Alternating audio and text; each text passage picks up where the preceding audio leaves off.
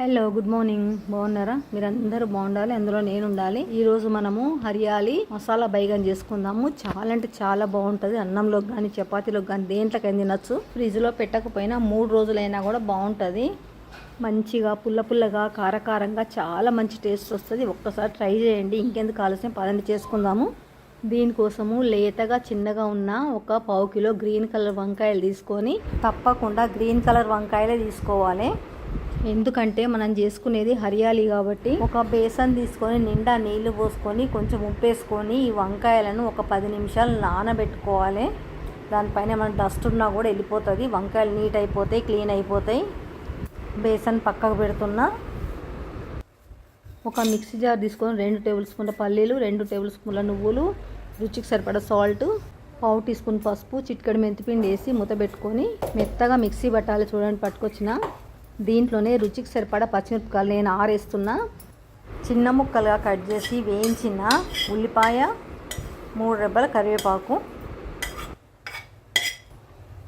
గుప్పెడు కొత్తిమీర, 1 tea spoon అల్లం వెల్లిగడ్డ పేస్ట్, నానబెట్టిన చిన్న నిమ్మకాయ సైజ్ అంతా చింతపండు, అన్నీ 1 బై 1 మిక్సీ జార్లు వేసుకొని మెత్తగా మిక్సీ పట్టుకురావాలి. చూడండి పట్టుకొచ్చిన.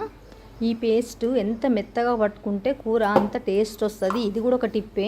బేసన్ వేసిన వంకాయల్లోంచి నీళ్ళు పారపోసి వాటిని నీట్గా కడుక్కొని వంకాయలను 4 ముక్కలుగా కట్ చేసి మనం తయారు చేసి పెట్టుకున్న మసాలాను వంకాయల్లో నింపుకోవాలి. ఒక్కొక్క వంకాయ కట్ చేసుకుంటూ మసాలా నింపాలి. అన్నీ ఒకసారి కట్ చేస్తే నల్లగా అయిపోతాయి. ఏ కాయ కాకాయ కట్ చేసిన వెంటనే మసాలా నింపాలి. చూడండి నేను ఎట్లా చేస్తున్నా అట్లనే చేసుకోవాలి. మొత్తం అన్నీ ఒకేసారి కట్ చేస్తే మటుకు బ్లాక్ వచ్చేస్తాయి, లోపల టేస్ట్ కూడా మారుతుంది, చేదు వస్తాయి. వంకాయ కూర టేస్ట్ రావాలంటే ఇదొక టిప్పు. 1 లేదా 2 వంకాయలు కట్ చేసి వాటిల్లో మసాలా నింపుకున్న తర్వాత మళ్ళీ ఇంకోటో 2 వంకాయలు కట్ చేసుకోవాలి. కానీ అన్నీ ఒకేసారి మటుకు కట్ చేయకూడదు. మసాలా మటుకు వంకాయలు నిండుగా పెట్టుకోవాలి. 2 ఘాట్లలో మంచిగా నిండుగా నింపుకొని పెట్టుకుంటేనే కూర చాలా టేస్ట్ వస్తుంది. మనం తీసుకున్న వంకాయలన్నీ కట్ చేసుకొని మసాలా నింపుకున్న తర్వాత స్టవ్ వెలిగించుకొని ఒక ప్యాన్ పెట్టుకొని ఈ స్పూన్తో 2 స్పూన్ల నూనె పోసుకోవాలి. కొంచెం ఆయిల్ ఎక్కువనే పడుతుంది, ఆయిల్ ఎక్కువనే బాగుంటుంది. నూనె కాగిన తర్వాత ఆవాలు జీలకర్ర పోపు వేసి కొంచెం మినపప్పు వేసుకొని పొడుగ్గా కట్ చేసి పెట్టుకున్న పెద్ద సైజు ఉల్లిగడ్డ ముక్కలను కూడా వేసుకొని చిటికెడు పసుపు వేసుకొని వేయించుకోవాలి.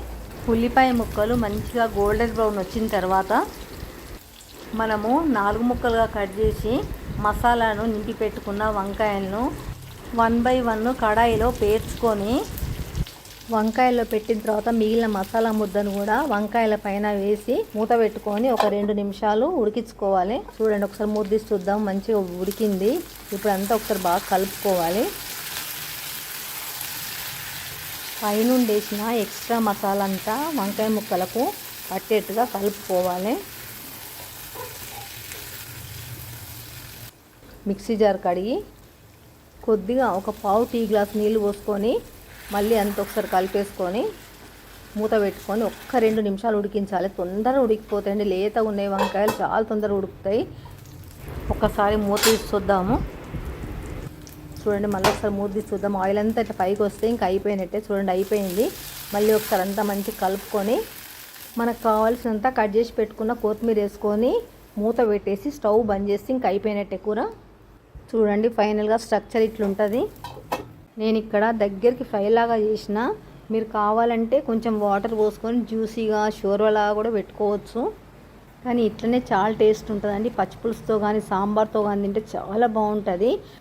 వంట అయ్యేసరికి లంచ్ టైం కూడా అయింది. చూడండి భోంచేస్తున్నా. అన్నపూర్ణ మాతకు దండం పెట్టుకొని చాలా వేడిగా ఉన్నాయండి అన్నము కూర 2.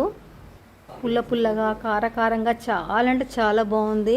వీడియో కనుక నచ్చితే లైక్ చేసి సబ్స్క్రైబ్ చేసి బెల్ కొట్టి ఆల్ ఆప్షన్ పైన క్లిక్ చేయండి. వీడియో మొత్తం చూసినందుకు థ్యాంక్ యూ వెరీ మచ్.